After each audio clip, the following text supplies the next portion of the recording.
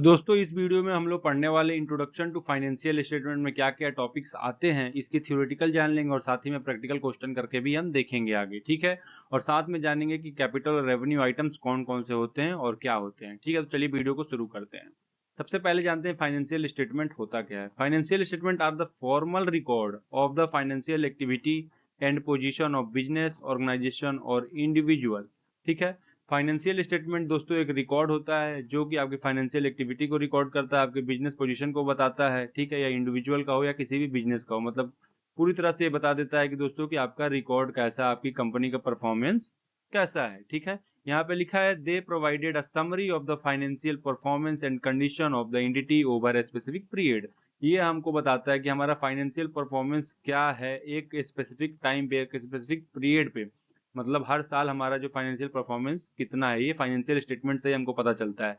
इसके कुछ कंपोनेंट है, कौन कौन से हैं उसको भी जानते हैं। पहला यहाँ पे जैसे आप सब देख सकते हैं मैंने लिखा है बैलेंस शीट, ठीक है। A statement showing the financial position of business at a specific point in time. Balance sheet में दोस्तों असेट, लायबिलिटीज और इक्विटी जितने भी हमारे ट्रांजेक्शन होते हैं वो इसमें ऐड होते हैं, जैसा कि आप सब मेरे स्क्रीन पे देख रहे होंगे। तो बैलेंस शीट हमको क्या बताता है, financial position of A business at a particular point of time के पास, ठीक है। वो हमको बैलेंस शीट से मालूम चल जाता है।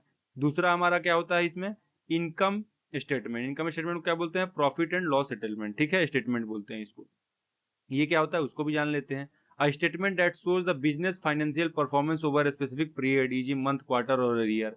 ये क्या करता है, आपका प्रॉफिट और लॉस बताता है, एक फाइनेंशियल परफॉर्मेंस बताता है कंपनी का कि प्रॉफिट में है, लॉस में है, कब मंथली बताता है, क्वार्टरली बताता है या ईयरली बताते रहता है ये, कि ठीक है कि कंपनी का जो इनकम स्टेटमेंट है वो कैसा है। इसमें भी कुछ कंपोनेंट है, revenue the income generated from the business operation, मतलब जो सेल्स होगा उससे जो भी इनकम आएगी वो आपका रेवेन्यू होगी, ठीक है। एक्सपेंसेस मतलब जो खर्चे, the cost incurred in generating the revenue, ठीक है। जनरेटिंग द रेवेन्यू मतलब यहाँ पे ये है कि जो कॉस्ट लगा है आपको रेवेन्यू बनाने में, मतलब कॉस्ट ऑफ गुड सोल्ड, ठीक है, सैलरीज, ट्रांसपोर्टेशन, मतलब सारी चीज जो भी इसमें इंक्लूडेड है ए टू जेड वो एक्सपेंसेस में आ जाएंगे जो खर्चे हुए हैं। आखिरी में हमारा निकलता है नेट प्रॉफिट या net loss, the difference between revenue and expense showing the profit और loss of the period.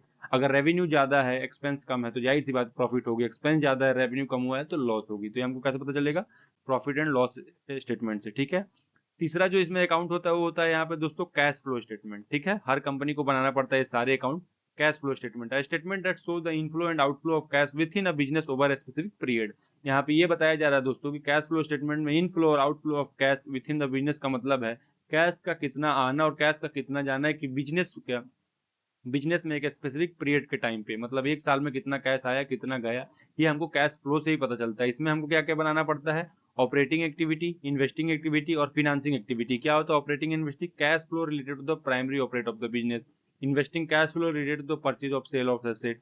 Financing activity cash flow related to borrowing, repayment, डेप्ट एंड इक्विटी। यहाँ पे यही दोस्तों बताने की कोशिश की गई है कि हमारा कैश कितना आया है किन किन चीजों से, हमारा ऑपरेटिंग एक्टिविटी से क्या कैश आया है क्या गया है, इन्वेस्टिंग एक्टिविटी से क्या आया है क्या गया है, वैसी फाइनेंसिंग एक्टिविटी से हमने कहाँ कहाँ अमाउंट लगाया, कितनी जरूरत पड़ सकती है, कितना हमको पेमेंट करना है फ्यूचर में, ये सारी चीजें हमको कैश फ्लो स्टेटमेंट से पता चलती हैं, ठीक है दोस्तों।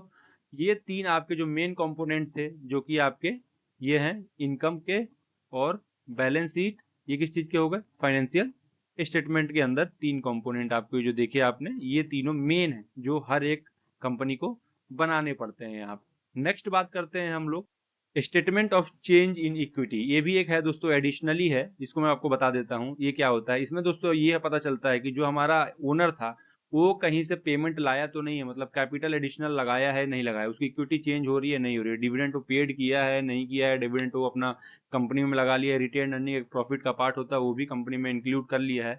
ये सब चीज से हमको पता चलता है कि जो ओनर की इक्विटी है वो एक परफॉर्मेंस एक पीरियड के टाइम पे चेंज हो रही है या नहीं हो रही है। पर्पस क्या होता है भाई फाइनेंशियल स्टेटमेंट बनाने का, ये कुछ यहाँ पे लिखा हुआ है। डिसीजन मेकिंग में हेल्प करता है, मतलब जो स्टेक होल्डर होते हैं उनको पैसा लगाने में भी हेल्प करता है अगर हम फाइनेंशियल स्टेटमेंट सही सही बनाते हैं तो, या कोई डिसीजन लेने में, परफॉर्मेंस एवेल्युएट करने में कि हमारी इफिशियंसी कितनी है, फाइनेंशियल हेल्थ हमारा क्या है, बिजनेस का क्या है, प्रॉफिटेबिलिटी कितनी है, लास्ट ईयर कितनी हुई थी, मतलब सब कुछ ए टू जेड हम यहाँ पे इवेल्युएट कर सकते हैं, ठीक है। और बिजनेस को चलाने के लिए कुछ रेगुलर खर्चे होते हैं, रेगुलर रिक्वायरमेंट होती है, उसको मीट करने के लिए हमारे पास कंप्लायंसेस है या नहीं है, इन सब की वजह से हमको फाइनेंशियल स्टेटमेंट बनाना पड़ता है, ठीक है। आगे हम बात कर लेते हैं कैपिटल एंड रेवेन्यू आइटम के बारे में कि ये क्या होता है, ठीक है। ये भी बहुत छोटा छोटा टर्म है दोस्तों। कैपिटल आइटम क्या होता है, capital item are those that provide benefit to a business over a long period of time, मतलब लंबे समय में हमको वो चीजें जो बिजनेस की हमको फायदा दें उसको हम कैपिटल आइटम्स में डाल देते हैं। ठीक है दोस्तों, जो 1 साल से ज्यादा के आगे लॉन्ग टर्म में हमको फायदा दे दे। ठीक है, जैसे एग्जांपल के लिए कैपिटल एक्सपेंडिचर है, मनी स्पेंट ऑन एक्वायरिंग और improving long term asset like machinery, building और इक्विपमेंट। जो भी हम अपने खर्चे करते हैं इन सब चीजों पे, ये हमको लॉन्ग टर्म बेनिफिट देती है। ठीक है, तो वो हमारा कैपिटल आइटम में आ जाएगा। ठीक है, लॉन्ग टर्म बेनिफिट देती है। कैपिटल रिसिप्ट में क्या हो गया यहाँ पे, fund receive from non operational activity like selling fix asset और इशूइंग शेयर। शेयर वगैरह इशू करके भी जो हम कैपिटल जनरेट करते हैं अपने बिजनेस में लगाते हैं, लॉन्ग टर्म के लिए होता है, इसीलिए हम इसको कैपिटल आइटम्स में रखते हैं। ठीक है दोस्तों, जिससे हमारा कैपिटल आइटम्स में कौन से आइटम आएंगे, जिससे हमारा लॉन्ग टर्म बेनिफिट होगा वो कैपिटल आइटम्स में आएंगे इजीली। ठीक है, इसके कुछ कैरेक्टरिस्टिक हैं वो भी हम देखते हैं एक एक करके। ठीक है, पहला यहाँ पे क्या लिखा है मैंने, लॉन्ग टर्म बेनिफिट। ठीक है, जैसे कि आप नाम से ही पढ़ रहे हैं, कैपिटल आइटम्स में लॉन्ग टर्म बेनिफिट के लिए होता है, लॉन्ग टर्म के लिए होता है ये। कैपिटल आइटम है listing impact on the business financial position. Long term benefit अगर मिलेगा तो आपका जाहिर सी बात है जो आपका बिजनेस होगा उसकी फाइनेंशियल पोजीशन अच्छी होगी फ्यूचर में, क्योंकि आपको सेम चीज फ्यूचर तक चलने वाली, उस पर आपको ना कुछ देना है ना कुछ उसको मेंटेनेंस के लिए चाहिए, बहुत कम खर्चा आएगा और आपका प्रोडक्शन ज्यादा हो सकता है सेम चीज में। जैसे मशीनरी खरीद ली, मशीनरी डेली तो खरीद नहीं रहे, एक मशीन 10 साल 15 साल 20 साल चलती है, तो उससे जितना भी आपको आएगा वहाँ सेल्स से या जितना भी प्रोडक्शन होगा आपको उस मशीनरी से, वो सब आपके लिए लॉन्ग टर्म बेनिफिट में आता है। Record as a asset, asset की तरह इसको रिकॉर्ड किया जाता है। जाहिर सी बात है भाई, कोई भी प्लॉट खरीद लेगा, कोई भी मशीनरी खरीदेगा, कोई बिल्डिंग खरीदेगा, तो डेली डेली तो खरीद नहीं रहा है, डेली डेली तो बेच नहीं रहा है, तो वो किसी भी कंपनी का एसेट में ही रिकॉर्ड किया जाता है कि हाँ भाई ये भी किसी कंपनी का एसेट है। जाहिर सी बात है महंगा होता है और एक ही दो दो बार खरीदा जाता है, छोटी छोटी एक्सपेंसेस नहीं है, पेटी एक्सपेंस की अभी खरीद लिए, तुरंत खरीद लिए, बेच दिए। ठीक है, तो ये सब इसमें रिकॉर्ड होता है। आगे हम बात कर लेते हैं रेवेन्यू आइटम्स की। रेवेन्यू आइटम्स कौन कौन से यहाँ पे हैं। ठीक है, रेवेन्यू आइटम्स क्या होता है, revenue item are associated with the day to day operational activity of business, these are short term in nature and are used up within the same accounting period. यहाँ पे ये बताने की कोशिश की गई है दोस्तों कि रेवेन्यू आइटम में हमारे day to day activity, operational activity को मीट करने के लिए बिजनेस के पास जो भी चीज की जरूरत होती है, वो भले कोई भी चीज हो, उसको हम यहाँ पे रिकॉर्ड करते हैं। और ज्यादातर ये नेचर में शॉर्ट टर्म नेचर की होती है, मतलब कम समय के लिए ये होती है। ठीक है, एग्जाम्पल के लिए समझते हैं रेवेन्यू एक्सपेंडिचर। ठीक है, cost incurred in the normal course of business such as rent, utilities, wages, raw material. ठीक है दोस्तों, जैसे रेंट है, हमारा छोटा मोटा खर्चा है, रेंट हमको देना ही देना है। ठीक है, डे टू डे एक्टिविटी को मीट करने के लिए सैलरी देना है, वेजेस देना है जो भी एम्प्लॉय काम कर रहे हैं, रॉ मटेरियल खरीदना है, तो ये सब छोटे खर्चे हैं, लेकिन ये भी आते हैं आपके रेवेन्यू आइटम में ही। ठीक है, उसके बाद दूसरा है यहाँ पे revenue receipt, income generated from the sale of goods और सर्विसेज। यहाँ पे क्या बताया गया है, दोस्तों आपने जो भी प्रोडक्शन किया है कंपनी में, उससे आप जो भी सेल्स कर रहे हैं, वहां से जो भी इनकम जनरेट हो रही है वो किस में आएगी, रेवेन्यू आइटम्स में आएगी।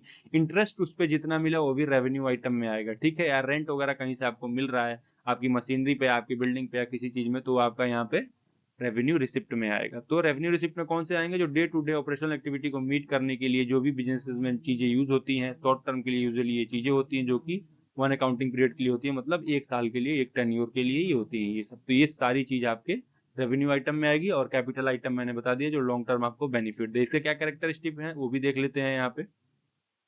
शॉर्ट टर्म बेनिफिट होता है जो कि बता दिया, record in income statement. Income statement में इसको, इनकम स्टेटमेंट अभी मैंने ऊपर बताया ना कि इनकम स्टेटमेंट बनाते हैं प्रॉफिट और लॉस का, उसमें इसको हम लोग रिकॉर्ड करते हैं। ठीक है, यहाँ पे लिखा भी है नेट प्रॉफिट और नेट लॉस को ये अफेक्ट करता है। ठीक है, तो ये इसके दो कैरेक्टरिस्टिक है।